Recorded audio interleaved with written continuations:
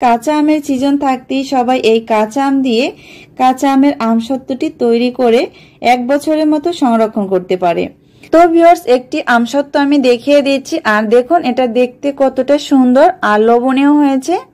তো একদিনের রোদেই কিন্তু আমি এই আমসত্ত্বটা শুকিয়ে নিয়েছি, আর এটা শুকানোর পরে আপনারা সংরক্ষণ করে রাখতে পারবেন রুমের নর্মাল টেম্পারেচারে 1 বছরের মতো। যে কোনো বয়মে ভরে রেখে দিলেই কিন্তু হবে। তো এই আমসত্ত্বটি তৈরি করার পরে বাচ্চারা এতটাই পছন্দ করে যে আপনি যে বয়মে রেখে দিবেন, কখন যে বয়মটা খালি হয়ে যাবে আপনি নিজেও কিন্তু বুঝতে পারবেন না। কাঁচা আমের সিজন থাকতে এই ম্যাঙ্গো বার বা কাঁচা আমের ঝাল মিষ্টি আমসত্ত্বটি তৈরি করে রাখবেন। তো আজকের এই রেসিপি যারা ইউটিউব চ্যানেল থেকে দেখছেন তারা চ্যানেলটি সাবস্ক্রাইব করবেন, আর যারা ফেসবুক পেজ থেকে দেখছেন পেজটি ফলো করে নিয়মিত আমার পেজের পাশে থাকবেন। তো একটি আমসত্ত্ব আমি আপনাদেরকে খেয়ে দেখিয়ে দিয়েছি, আর দেখেই বুঝতে পারবেন যে এটা তৈরি করার পরে কতটা লোভনীয় হয়েছে। আপনারা চাইলে কিন্তু এটা মরিচের গুঁড়া আর লবণ দিয়েও পরিবেশন করতে পারেন। যদি আপনাদের কাছে টকটা বেশি হয়ে থাকে তাহলেও কিন্তু খেতে এটা অসম্ভব মজার হয়ে থাকে। তো ভিউয়ার, চলুন মূল রেসিপিতে চলে যাই কিভাবে এই মজাদার কাঁচা আমের আমসত্ত্বটি আমি তৈরি করেছি। তো আমসত্ত্ব তৈরি করার জন্য এখানে আমি 1 কেজি কাঁচা আম নিয়েছি, আর আমগুলোকে টাটকা আম দেখে নিয়ে নিতে হবে। আর আমগুলি কেটে ধুয়ে পরিষ্কার করে নিয়েছি, এভাবে ছোট ছোট টুকরো করে আমগুলি কেটে নিয়েছি। এরপরে চুলার কাছে চলে আসলাম, চুলায় একটি হাঁড়ি বসিয়ে দিয়েছি, আর হাঁড়ির ভিতরে আমগুলি দিয়ে দিয়েছি। এরপরে দিয়ে দিলাম 2 কাপের মতো পানি। এখন ঢাকনা দিয়ে ঢেকে আমগুলি সিদ্ধ হওয়া পর্যন্ত অপেক্ষা করতে হবে। এভাবে ছোট টুকরো করে দিবেন, এতে করে আমগুলি কিন্তু খুব সহজেই সিদ্ধ হয়ে যাবে। কিছু সময় পর ঢাকনা খুলে একটু নেড়েচেড়ে মিক্স করে আর আমগুলি উলটপালট করে দিতে হবে। আবারও ঢাকনা দিয়ে ঢেকে দিব। প্রায় 20 মিনিট জাল করার পরে আমি ঢাকনাটা খুলে নিয়েছি, আর এই পর্যায়ে কিন্তু আমগুলি খুব ভালোভাবে সিদ্ধ হয়ে গিয়েছে। এখন এই আমগুলি চুলা থেকে নামিয়ে সম্পূর্ণ ঠান্ডা করে নিতে হবে। সম্পূর্ণ ঠান্ডা করার পরে এখানে একটি মিক্সিং বোল নিয়েছি আর একটি ছাঁকনি নিয়ে নিয়েছি। এখন এই ছাঁকনি দিয়ে আমগুলি খুব ভালোভাবে ছেঁকে নিতে হবে। আমের ভিতরে যে আঁশগুলি আছে, আঁশটা আমি খুব ভালোভাবে ছেঁকে নিব, এতে করে আমসত্ত্বটা খেতে বা তৈরি করতে খুবই সুবিধা হবে। কিছুটা সময় নিয়ে এভাবে ছাঁকনি দিয়ে খুব ভালোভাবে সিদ্ধ আমটা এভাবে ছেঁকে নিতে হবে। এতে করে উপরের যে আঁশটা থাকবে সে আঁশটা খুব সহজেই কিন্তু বের করে নিয়ে আসা যাবে। এই যে আঁশটা আমি এভাবে উঠিয়ে নিয়েছি। ছাঁকনি দিয়ে ছেঁকে নেওয়ার পরে দেখিয়ে দিচ্ছি 1 কেজি কাঁচা আম থেকে কতটুকু আমের রসটা বের করা হয়ে গিয়েছে। এই যে দেখুন, এর ঘনত্বটা ঠিক এরকম রেখে তারপরে এটাকে সিদ্ধ করে নিতে হবে। আর এখন হচ্ছে আমসত্ত্বটা তৈরি করার পালা। চুলায় একটি প্যান বসিয়ে দিয়েছি, আর এর ভিতরে আমের এই যে গোলাটা আমি দিয়ে দিয়েছি। যেটুকু রস বের করা হয়েছে আমের, এটুকু কিন্তু এর ভিতরে দিয়ে দিয়েছি। এখন এর মধ্যে কিছু সময় নেড়েচেড়ে দিতে হবে। এটা অনবরত নেড়েচেড়ে দিতে হবে, যেহেতু এটা একটু ঘন হয়েছে, যাতে তলায় না লেগে যায়। তো হাঁড়ির তলায় যাতে না লেগে যায় এজন্য আমি অনবরত নেড়েচেড়ে দিয়েছি। আর এ পর্যায়ে 1 কাপ চিনি দিয়ে দিয়েছি। আপনাদের আমটা যদি টক বেশি হয় তাহলে চিনির পরিমাণটা আরেকটু বাড়িয়ে দিতে পারেন। এই যে চিনিটা সম্পূর্ণ এ পর্যায়ে গলে গিয়েছে। এখন দিয়ে দিচ্ছি আমি স্বাদমতো লবণ, 1 চা চামচ কালো গোলমরিচের গুঁড়ো, আর 1 টেবিল চামচ দিয়ে দিয়েছি বিট লবণ। এরপরে দিয়ে দিলাম 1 চা চামচের মতো গ্রিন ফুড কালার। তো আমের কালারটা নিয়ে আসার জন্যই কিন্তু আমি এখানে গ্রিন ফুড কালার ব্যবহার করেছি, আপনারা চাইলে কিন্তু এটা স্কিপ করতে পারেন। এটা অনবরত নেড়েচেড়ে খুব ভালোভাবে এ পর্যায়ে মিক্স করে নিয়েছি, আর 2 মিনিটের মতো জাল করে নিয়েছি। আর এখন এটা ঘনত্বটা দেখতেই পাচ্ছেন কতটা ঘন হয়েছে। শেষ পর্যায়ে দিয়ে দিচ্ছি 1 টেবিল চামচ ভাজা শুকনো মরিচের গুঁড়ো বা চিলি ফ্লেক্স দিয়ে খুব ভালোভাবে নেড়েচেড়ে মিক্স করে দিব। আজকের এই আমসত্ত্বটি হবে টক ঝাল মিষ্টি, এজন্য আমি ঝালের পরিমাণটা একটু বেশি দিয়ে দিয়েছি। আপনারা চাইলে কিন্তু এখানে লাল মরিচের গুঁড়াটাও ব্যবহার করতে পারেন। সবকিছু উপকরণ দিয়ে দেওয়ার পরে এটাকে আমি 3 মিনিটের মতো জাল করে নিয়েছি। আর এ পর্যায়ে কিন্তু কাঁচা আমের আমসত্ত্বটা তৈরি হয়ে গিয়েছে টক ঝাল মিষ্টি। এখন চুলা থেকে নামিয়ে আপনাদেরকে দেখিয়ে দিচ্ছি। এই যে চুলা থেকে নামিয়ে নিয়েছি, এ পর্যায়ে কিন্তু হালকা গরম আছে এই আমসত্ত্বটা, আর এই গরম অবস্থায় কিন্তু আমি যেই পাত্রে আমসত্ত্বটা শুকাতে দেব এই পাত্রে ঢেলে নিব।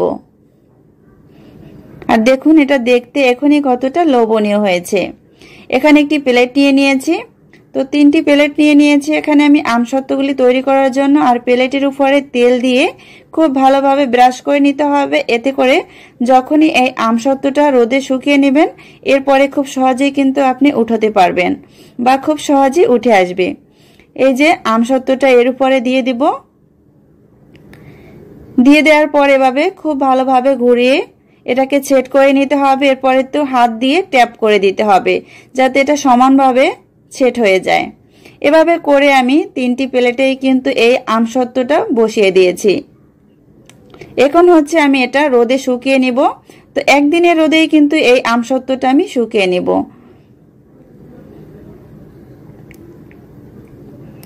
এই যে আমি রোদে শুকাতে দিয়ে দিয়েছি আমসত্ত্বটা, আর এর উপর থেকে জালি কাপড় দিয়ে এটাকে ঢেকে দিতে হবে।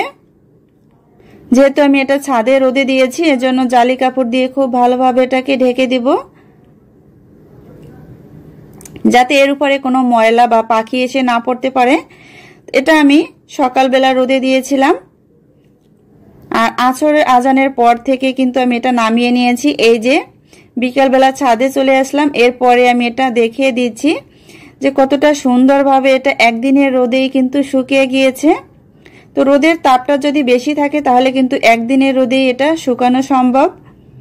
আপনারা চাইলে কিন্তু এটা ঘরে বসেই ফ্যানের বাতাসেও শুকিয়ে নিতে পারবেন, এতে করে সময় একটু বেশি লাগবে। এখন আমি এটা রোদ থেকে নামিয়ে তারপরে আপনাদেরকে দেখিয়ে দিব যে কতটা সহজেই কিন্তু এই কাঁচা আমের আমসত্ত্বটা তৈরি হয়ে গিয়েছে। আর এটা খেতে এতটাই মজার হয় যে আপনি একবার তৈরি করে বারবার তৈরি করতে ইচ্ছে করবে, আর ফ্যামিলির সবাই রিকোয়েস্ট করবে আপনাকে এটা বারবার তৈরি করে দেওয়ার জন্য। তো এই যে আমি রোদ থেকে আমসত্ত্বটা নামিয়ে নিয়ে এসেছি, আর দেখুন দেখতে কতটা লোভনীয় হয়েছে। আর খুব ভালোভাবেই কিন্তু এই আমসত্ত্বগুলি শুকিয়ে গিয়েছে। এখন আমি একটি আমসত্ত্ব উঠিয়ে দেখিয়ে দিচ্ছি। এই যে খুব সহজেই কিন্তু আমসত্ত্বটা উঠে এসেছে আর খুব সুন্দরভাবে এটা শুকিয়ে গিয়েছে। তো আপনারা একদিনের রোদে খুব সহজেই কিন্তু এই আমসত্ত্বটা তৈরি করতে পারবেন। আর বাচ্চারা এই আমসত্ত্বটা খেতে এতটাই পছন্দ করে যে আপনি যখন এটা তৈরি করবে বয়মে ভরে রাখবেন, কখন যে বয়মটা শেষ হয়ে যাবে, বয়মের আমসত্ত্বটা শেষ হয়ে যাবে আপনি নিজেও কিন্তু বুঝতে পারবেন না। এই যে খুব সহজেই কিন্তু এর পরের প্লেটের আমসত্ত্বটা আমি উঠিয়ে দেখিয়ে দিচ্ছি। এরপরে আমি একটু ডিজাইন করে কেটে নিব। কাঁচা আমের এই টকঝাল মিষ্টি আমসত্ত্বটা আপনি 1 বছরের মতো রুমের নর্মাল টেম্পারেচারে বয়মে ভরে সংরক্ষণ করতে পারবেন, এতে করে আচারটা খুবই ভালো থাকবে। আর যারা ফ্রিজে রাখতে চান ফ্রিজে নরমালে রেখে তারপরে এটা সংরক্ষণ করতে পারবেন, এতে করেও কিন্তু এই আমসত্ত্বটা খুবই ভালো থাকবে। তো আমি একটু ডিজাইন করে কেটে আপনাদেরকে দেখিয়ে দিচ্ছি। এই যে দেখুন এটা দেখতে কতটা সুন্দর আর লোভনীয় হয়েছে। তো আরও একটি আমি আপনাদেরকে দেখিয়ে দিচ্ছি যে কিভাবে আপনারা আমসত্ত্বগুলি সার্ভ করবেন বা খুব সুন্দর করে সাজিয়ে রাখবেন। এভাবে করে আমসত্ত্বটা তৈরি করলে দেখতে কিন্তু খুবই আকর্ষণীয় হয়। এখন আমি এভাবেই কিন্তু সবগুলি তৈরি করে নিব বা কেটে নিব। ভিডিওটি প্রথম থেকে শেষ পর্যন্ত দেখবেন, এতে করে কিন্তু আপনি খুব সহজে আর পারফেক্ট ভাবে তৈরি করতে পারবেন একদিনের রোদেই কাঁচা আমের টকঝাল মিষ্টি আমসত্ত্ব।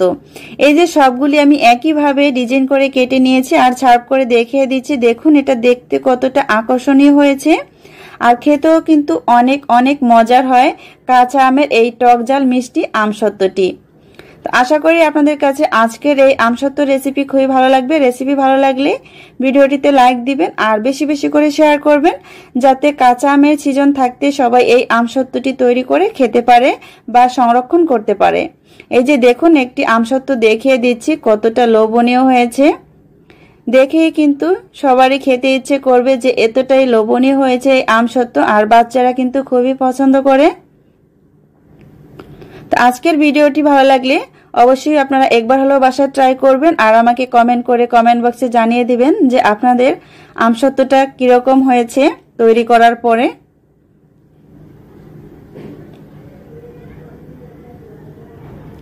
একটি আমসত্ত্ব আমি দেখিয়ে দিচ্ছি যে আপনারা এভাবে যদি সংরক্ষণ করেন বা ছোট ছোট টুকরো করে সংরক্ষণ করেন তাহলে কিন্তু এটা অনেক দিন ধরে ভালো থাকবে বা 1 বছরের পর্যন্ত আপনারা এটা সংরক্ষণ করতে পারবেন। তো একটি আমসত্ত্ব আমি খেয়ে দেখিয়ে দিচ্ছি। দেখুন এটা দেখতে কতটা লোভনীয় হয়েছে আর খেতেও কিন্তু অনেক অনেক মজার হয়েছে আমার কাছে। তো আপনারা চাইলে কিন্তু এটা মরিচের গুঁড়া আর লবণ দিয়েও পরিবেশন করতে পারেন যদি আপনাদের কাছে টকটা বেশি মনে হয়। তো আজ এ পর্যন্তই।